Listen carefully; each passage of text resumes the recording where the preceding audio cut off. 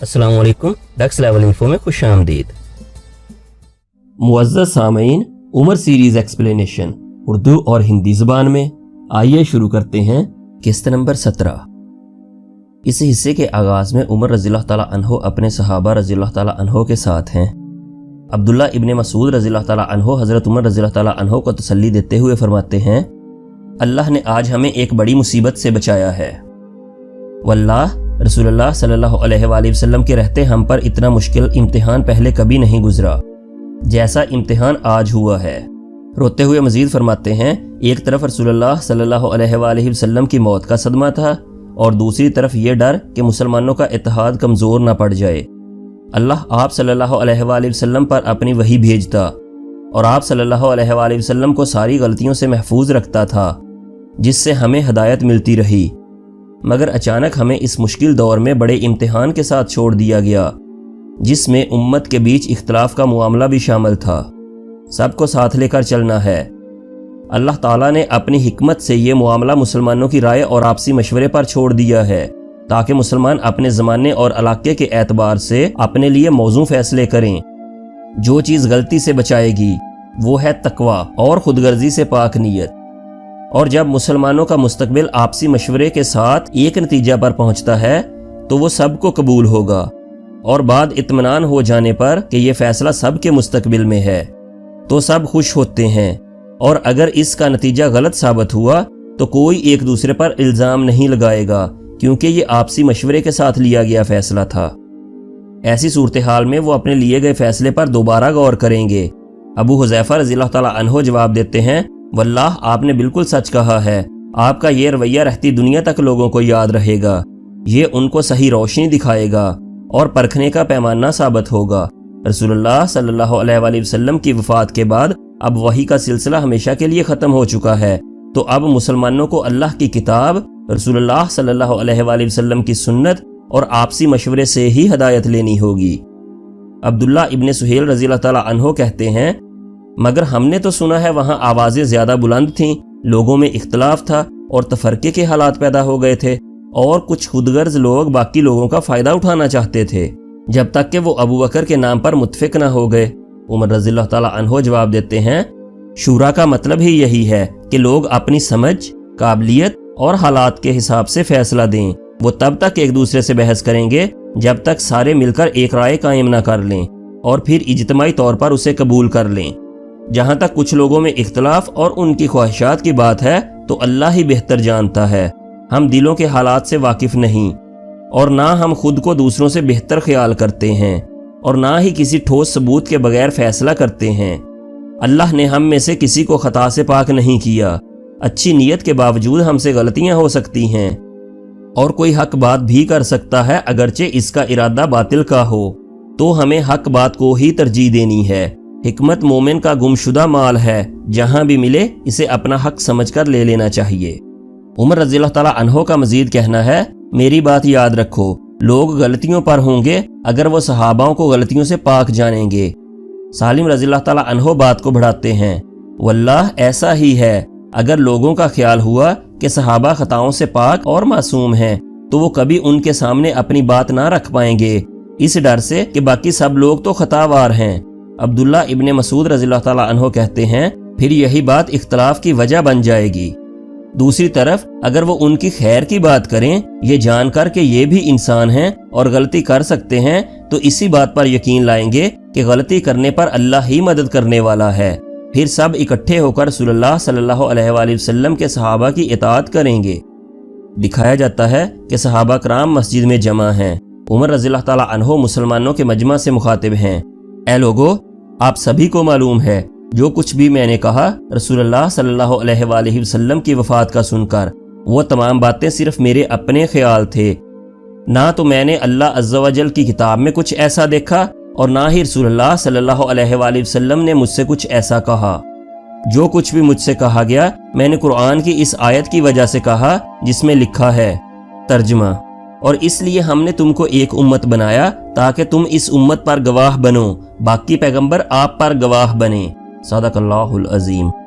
वल्लाह मेरा यकीन था कि रसूलुल्लाह सल्लल्लाहु अलैहि वसल्लम इस उम्मत का आखिरी अमाल देखने तक जिंदा रहेंगे, کل جو کچھ بھی میں نے کہا اس کی وجہ یہی تھی، اور اللہ نے آپ لوگوں کے لیے اپنی کتاب چھوڑی ہے جس میں ہدایت موجود ہے، جس کے ذریعے رسول اللہ صلی اللہ علیہ وآلہ وسلم نے آپ کی رہنمائی فرمائی ہے۔ جب آپ اس کو مضبوطی سے تھامتے ہو تو یہ آپ کو صحیح راستہ دکھائے گی۔ اللہ نے آپ کو اختیار دیا ہے کہ اپنے بیچ سے ایک بہترین انسان کو خلیفہ چنو، چنانچہ صاحب رسول اللہ صلی اللہ علیہ وآلہ وسلم اور غار ثور کے ساتھ تھی، اور ہم سب میں ایک بہترین انسان ابوبکر صدیق رضی اللہ تعالی عنہ، سب آگے بڑھو اور ان کی بیعت کر لو۔ چنانچہ مسلمان ابوبکر صدیق رضی اللہ تعالی عنہ کے ہاتھ پر بیعت کرتے ہیں، اور رسول اللہ صلی اللہ علیہ وآلہ وسلم کے بعد ابوبکر صدیق رضی اللہ تعالی عنہ کو مسلمانوں کا پہلا امیر منتخب کر لیا جاتا ہے۔ دکھایا جاتا ہے کہ ابوبکر صدیق رضی اللہ تعالی عنہ اپنا پہلا خطبہ ارشاد فرماتے ہیں، اللہ تعالیٰ کا شکر ہے، اگر وہ ذات ہمیں ہدایت نہ دیتی تو ہم ہدایت پانے والے بالکل نہ تھے۔ اے لوگو، مجھے چنا گیا ہے، لیکن میں آپ میں سے بہتر نہیں ہوں۔ اگر میں اچھا کروں تو میرا ساتھ دو، اگر میں غلطی کروں تو میری اصلاح کرو۔ سچ ایک امانت ہے، جبکہ جھوٹ خیانت ہے۔ تم میں سے کمزور میری نظر میں طاقتور ہیں، جب تک میں ان کے حقوق کا خیال رکھتا ہوں انشاءاللہ۔ تم میں سے طاقتور میری نظر میں کمزور ہیں، جب تک میں ان کے حقوق اور انصاف کا خیال نہیں کرتا انشاءاللہ۔ میری اطاعت کرو جب تک میں رسول اللہ صلی اللہ علیہ وآلہ وسلم کی اطاعت کرتا رہوں۔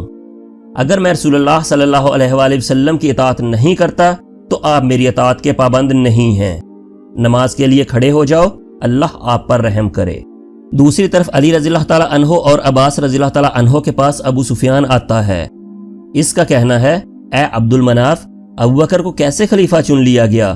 سارے لوگوں نے بیعت کی، جبکہ وہ تو تیم قبیلے سے ہیں، قریش کا سب سے چھوٹا قبیلہ۔ واللہ اگر آپ کہیں تو میں اس کے خلاف ایک بڑا لشکر تیار کر سکتا ہوں اور زبردستی اس سے خلافت چھین سکتا ہوں۔ علی رضی اللہ تعالی عنہ رد عمل دیتے ہیں، معاذ اللہ، اللہ کبھی معاف نہیں کرے گا اگر ہم مسلمانوں میں دراڑ پیدا کریں گے۔ ابو سفیان کو مخاطب کرتے ہیں، واللہ تمہارا مقصد فتنہ پیدا کرنا ہے، ہمیں تمہاری نصیحت کی کوئی ضرورت نہیں۔ ابو سفیان کہتا ہے، میری بات غور سے سنو ابو الحسن، میرا مقصد صرف آپ کی مدد کرنا ہے، اگر نئے انتظام کو ماننے پر آپ کو مجبور کیا گیا ہو تو۔ علی رضی اللہ تعالیٰ عنہ جواب دیتے ہیں، واللہ ابو سفیان، آپ کا دل ابھی بھی جاہلیت کے اثرات سے پاک نہیں ہوا، آپ ابھی بھی نبوت کو باعث فخر سمجھتے ہیں، یا یہ بات جسے پانے کے لیے قبیلے آپس میں لڑیں، جبکہ اللہ نے خاندانوں کی وہ تابعداری کو ختم کر دیا ہے۔ کیا تم نے رسول اللہ صلی اللہ علیہ وآلہ وسلم کی وہ بات نہیں سنی جب آپ صلی اللہ علیہ وآلہ وسلم نے لوگوں سے کہا، تم سارے آدم کی اولاد ہو اور آدم مٹی سے بنے تھے، تم بات کرتے ہو تیم اور عبد المناف کی؟ کیا تم یہ بات نہیں سمجھتے ابو سفیان؟ علی رضی اللہ تعالیٰ عنہ کا مزید فرمانا ہے، جہاں تک رسول اللہ صلی اللہ علیہ وآلہ وسلم کے بعد خلافت کی بات ہے، اگر ہمیں لگتا ابوبکر اس لائق نہیں تو ہم ان کو خلیفہ نہ بننے دیتے، کیونکہ علی ان میں سے نہیں جو غلط ہوتا ہوا دیکھ کر چپ رہے یا حق کے لیے کسی کی تنقید سے ڈر جائے۔ ابو سفیان کہتا ہے، تو کیا آپ اس کے زیادہ حقدار نہیں، کیونکہ آپ تو رسول اللہ صلی اللہ علیہ وآلہ وسلم کے چچا زاد بھائی اور داماد ہیں۔ علی رضی اللہ تعالیٰ عنہ جواب دیتے ہیں، محمد صلی اللہ علیہ وآلہ وسلم اللہ کے رسول تھے، کسی ملک کے بادشاہ نہیں۔ واللہ میں ایسے وقت میں مسلمانوں کو کمزور نہیں دیکھنا چاہتا، اس وقت ہمیں سب کو ایک ساتھ لینے کی ضرورت ہے، اکٹھے ہو کر ایک ساتھ، اس وقت جب عرب میں لوگ مرتد ہو رہے ہیں۔ دکھایا جاتا ہے علی رضی اللہ تعالیٰ عنہ مسجد نبوی تشریف لا رہے ہیں، عمر رضی اللہ تعالیٰ عنہ سے ملاقات ہوتی ہے۔ عمر رضی اللہ تعالیٰ عنہ کہتے ہیں، یا ابو الحسن، آپ نے آنے میں اتنی دیر کیسے کر دی؟ سب لوگ آپ کا انتظار کر رہے ہیں۔ علی رضی اللہ تعالیٰ عنہ جواب دیتے ہیں، آپ تو جانتے ہیں عمر، میں رسول اللہ صلی اللہ علیہ وآلہ وسلم کی تجہیز و تدفین میں مصروف تھا، اس کے علاوہ آپ کی بیٹی بھی شدید بیمار تھیں، بہتر ہوتا اس معاملے میں آپ تھوڑا صبر رکھتے تاکہ ہم بھی اپنی رائے، اپنا مشورہ دے دیتے۔ عمر رضی اللہ تعالیٰ عنہ جواب دیتے ہیں، اللہ جانتا ہے اس معاملے میں جلدی کرنے کا ہمارا کوئی ارادہ نہ تھا سوائے اس کے کہ مسلمان آپس میں بٹ نہ جائیں، جبکہ اس وقت چاروں طرف سے خطرہ نظر آ رہا تھا۔ علی رضی اللہ تعالیٰ عنہ آگے بڑھتے ہیں، مسجد میں داخل ہو کر ابوبکر رضی اللہ تعالیٰ عنہ سے مخاطب ہیں، بے شک آپ رسول اللہ صلی اللہ علیہ وآلہ وسلم کے خلیفہ ہیں، اپنا ہاتھ آگے بڑھائیں تاکہ میں بیعت کر سکوں۔ اور علی رضی اللہ تعالیٰ عنہ ابو بکر رضی اللہ تعالیٰ عنہ کے ہاتھ میں ہاتھ دے کر بیعت کرتے ہیں۔ دوسری طرف بلال رضی اللہ تعالیٰ عنہ صدا لگا رہے ہیں، یا معاشرۃ المسلمین، خلیفۃ الرسول اللہ نے حکم جاری کیا ہے کہ اسامہ بن زید کا لشکر یہاں سے کوچ کرے گا، جس کا حکم رسول اللہ صلی اللہ علیہ وآلہ وسلم نے وفات سے پہلے دیا تھا۔ اسامہ بن زید کے لشکر کا ہر سپاہی الجرف کے مقام پر شامل ہو۔ عبداللہ ابن مسعود رضی اللہ تعالیٰ عنہ بھی اسی صدا کے ساتھ مدینہ کی گلیوں میں ہیں کہ اسامہ بن زید کے لشکر کا کوئی سپاہی باقی نہ رہے، سب الجرف پہنچیں، خلیفہ آپ سب سے وہیں ملیں گے۔ دکھایا جاتا ہے کہ مسلمانوں کی مجلس میں عمر رضی اللہ تعالیٰ عنہ ابو بکر رضی اللہ تعالیٰ عنہ کو مشورہ دے رہے ہیں کہ آپ کو معلوم ہی ہے عرب کے سارے لوگ مرتد ہوتے جا رہے ہیں، اور اب آپ اسامہ کا لشکر بھی روانہ کر رہے ہیں جس میں مہاجر اور انصار کے بہت سے بہادر لوگ ہیں۔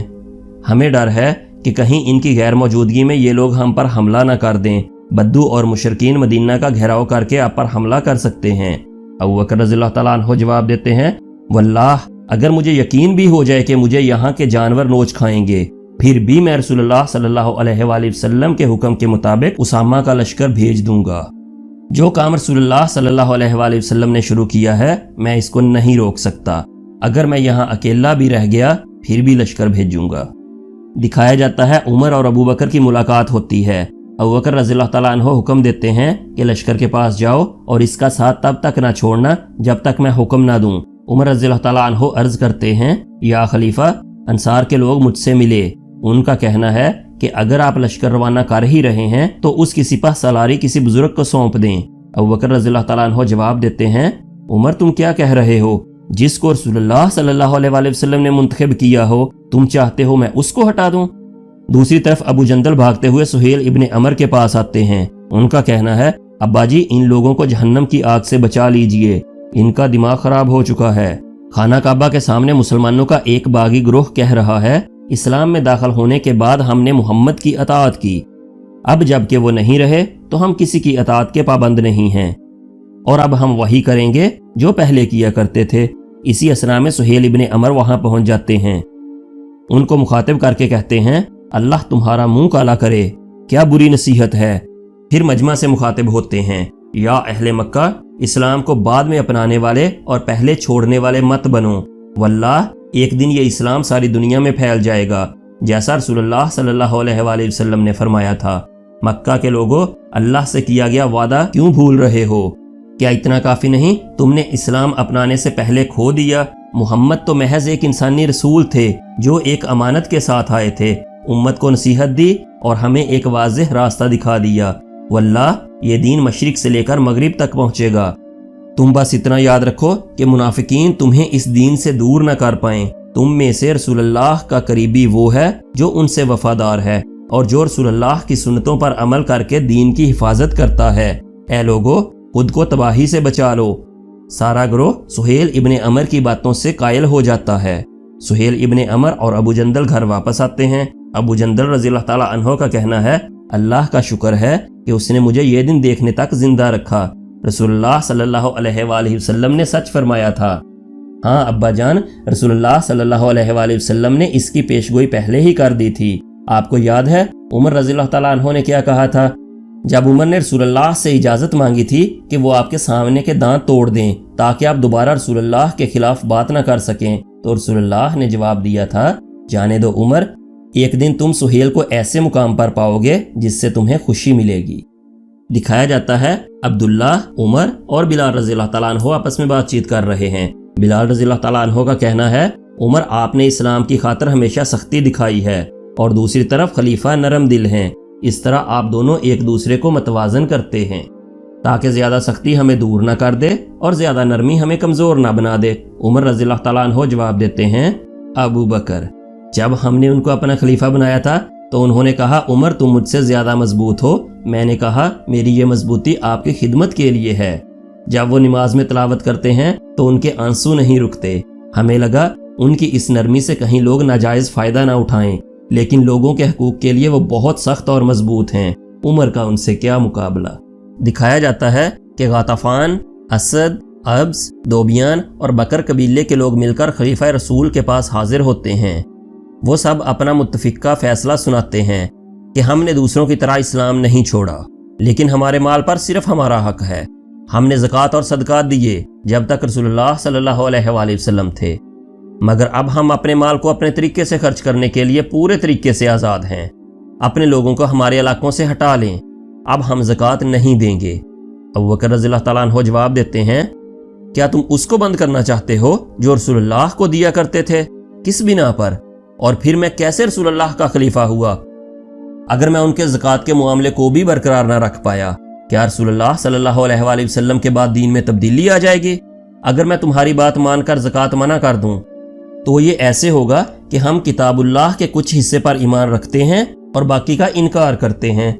اسلام کے اصول ایک رسی کی طرح ہیں، اگر تم ایک بھی دھاگا کاٹو گے تو پوری رسی ختم ہو جائے گی۔ ابوبکر رضی اللہ تعالیٰ عنہ سخت لہجہ اپناتے ہوئے فرماتے ہیں، واللہ تم زکوٰۃ بھی دو گے اور صدقات بھی بھیجو گے جیسے رسول اللہ صلی اللہ علیہ وآلہ وسلم کے دور میں ہوتا تھا، اس میں کوئی کوتاہی برداشت نہیں کی جائے گی، جاؤ اب تم لوگ۔ ان کی رخصت کے بعد ابو عبیدہ رضی اللہ تعالیٰ عنہ فرمانے لگے، یا خلیفہ مجھے لگتا ہے آپ ایک بار دوبارہ اپنے فیصلے پر سوچ لیں، ہمارے پاؤں تلے زمین پہلے ہی ہل رہی ہے۔ یمن، بحرین اور التمیم ہر جگہ سے بغاوت کی خبریں آ رہی ہیں، اس لیے ان لوگوں کو تھوڑی نرمی دے دیں تاکہ یہ لوگ اسلام سے بغاوت نہ کریں، صرف زکوٰۃ کے ہی منکر رہیں۔ عمر رضی اللہ تعالیٰ عنہ کہتے ہیں، ان تمام قبائل کے لوگ مدینے سے زیادہ دور نہیں ہیں اور ہمیں معلوم ہے ان لوگوں نے اپنے لشکر پہلے ہی تیار کر رکھے ہیں۔ ہماری تعداد بھی کم ہے کیونکہ اسامہ کا لشکر پہلے ہی جا چکا ہے، عقل مندی اسی میں ہے ان لوگوں کی بات مان لی جائے۔ ابوبکر رضی اللہ تعالیٰ عنہ اپنے ساتھیوں کی بات سن کر جواب دیتے ہیں، واللہ جس نے بھی نماز اور زکوٰۃ میں فرق کیا میں اس سے قتال کروں گا، اور جو حصہ وہ رسول اللہ صلی اللہ علیہ وآلہ وسلم کو دیا کرتے تھے اگر اس میں کمی بھی آئی تو میں پھر بھی قتال کروں گا۔ تمام ساتھی خلیفہ رسول کے فیصلے کے ساتھ متفق ہو جاتے ہیں۔ دکھایا جاتا ہے باغی گروہ ذوالقصہ قبیلے کے لوگ مدینہ پر حملہ کی غرض سے صف آرا ہیں، ایک طرف علی رضی اللہ تعالیٰ عنہ اپنی جنگی ٹکڑی کے ساتھ، جبکہ دوسری طرف سعد بن ابی وقاص رضی اللہ تعالیٰ عنہ اپنے چھوٹے سے لشکر کے ساتھ باغی گروہ ابس کی راہ میں حائل ہیں۔ علی رضی اللہ تعالیٰ عنہ کے لشکر کے ساتھ گھمسان کی لڑائی شروع ہے۔ جیسے ہی یہ خبر مدینہ پہنچتی ہے تو عمر رضی اللہ تعالیٰ عنہ اور ابوبکر رضی اللہ تعالیٰ عنہ اپنے لشکر کے ساتھ میدان جنگ پہنچتے ہیں۔ مسلمانوں کا اتنا پرزور حملہ دیکھ کر باغیوں کے پاؤں اکھڑ جاتے ہیں اور سارا میدان مسلمانوں کے قبضہ میں ہوتا ہے۔ اللہ اکبر کی صدائیں بلند ہیں۔ دکھایا جاتا ہے کہ عدی بن حاتم طائی اپنے لوگوں کے ساتھ اسلام پر ثابت قدم لوگوں کے لیے زکوٰۃ اور صدقات لے کر حاضر ہوتا ہے۔ خلیفہ رسول اس کا استقبال کرتے ہیں۔ عمر رضی اللہ تعالیٰ عنہ کہتے ہیں، آج ہمیں بہت اچھی خبریں سننے کو مل رہی ہیں۔ آپ سے پہلے صفوان ابن صفوان التمیمی اپنے صدقات اور زکوٰۃ لایا تھا، پھر الزبریقان ابن بدر قبیلہ اوف سے صدقات لایا تھا۔ ابوبکر رضی اللہ تعالیٰ عنہ صدقات اور زکوٰۃ کا نظام اسلام کے مطابق جاری ہونے کو اپنی پہلی فتح قرار دے رہے ہیں۔ تو عمر رضی اللہ تعالیٰ عنہ ابوبکر صدیق رضی اللہ تعالیٰ عنہ کو مخاطب کر کے فرماتے ہیں، میری عمر بھی آپ کو لگ جائے، اگر آپ نہ ہوتے تو ہم تباہ ہو جاتے۔ خلیفہ رسول مسلمانوں کے شورا سے مخاطب ہیں۔ ان کا فرمانا ہے، جیسا کہ آپ سب کو معلوم ہے، ابس، دوبیان اور بکر قبیلے کے لوگوں کو شیطان نے گمراہ کر دیا ہے۔ انہوں نے اپنے ہی ان لوگوں کا قتل کر دیا ہے جو اسلام پر اٹل تھے۔ انہوں نے ایک بار پھر ایک بڑا لشکر تیار کیا ہے جو ابرک میں ربادہ کے مقام پر ڈیرا ڈال کر بیٹھے ہیں۔ واللہ میں ان کے ساتھ ایسا سلوک کروں گا جیسا کہ اب تک عربوں نے نہ دیکھا ہوگا، اور مسلمانوں کے لشکر کو خود کمان کرنے کا اندیا بھی دیتے ہیں۔ لیکن ساتھی مشورہ دیتے ہیں کہ آپ مدینہ میں ہی رہیں جبکہ لشکر کی کمان کسی دوسرے کے سپرد کر دیں، لیکن ابوبکر صدیق رضی اللہ تعالیٰ عنہ اٹل فیصلہ سناتے ہیں، واللہ میں نہیں مانوں گا، میں آپ لوگوں کے ساتھ میدان جنگ جاؤں گا۔ چنانچہ الربادہ کا میدان دکھایا جاتا ہے۔ مسلمانوں کا جنگی لشکر خلیفہ رسول صلی اللہ علیہ وآلہ وسلم کی قیادت میں صف آ رہا ہے۔ باقی باغی قبائل کا مشترکہ لشکر بھی جنگ کے لیے تیار ہے۔ عمر رضی اللہ تعالیٰ عنہ کی طرف سے اللہ اکبر کی صدا بلند کی جاتی ہے اور تمام مسلمان اسی نعرے کے ساتھ اپنی تلواروں اور نیزوں کا رخ باغیوں کی طرف کر کے میدان جنگ میں کود پڑتے ہیں۔ گھمسان کی لڑائی شروع ہوتی ہے۔ علی، عمر، ابو حذیفہ، بلال، اسامہ، ابوبکر رضی اللہ تعالیٰ عنہ اور تمام مسلمان کچھ ہی دیر میں باغیوں کے قدم اکھاڑ دیتے ہیں۔ اللہ مسلمانوں کو اسلام دشمنوں پر فتح نصیب فرماتا ہے۔ اس قسط کے اختتام سے قبل ہاؤس آف بنی تغلب دکھائے جاتے ہیں۔ जहां पर एक बिखरे हुए घोड़े को काबू करने की कोशिश की जा रही है। कहा जाता है इस घोड़े में शैतान की रूह है, इसलिए वो किसी से भी काबू नहीं आ रहा। घोड़े के मालिक का कहना है जो कोई भी इसको काबू करेगा वही इसका मालिक करार पाएगा। और इसी मकाम पर यह किस्त खत्म हो जाती है।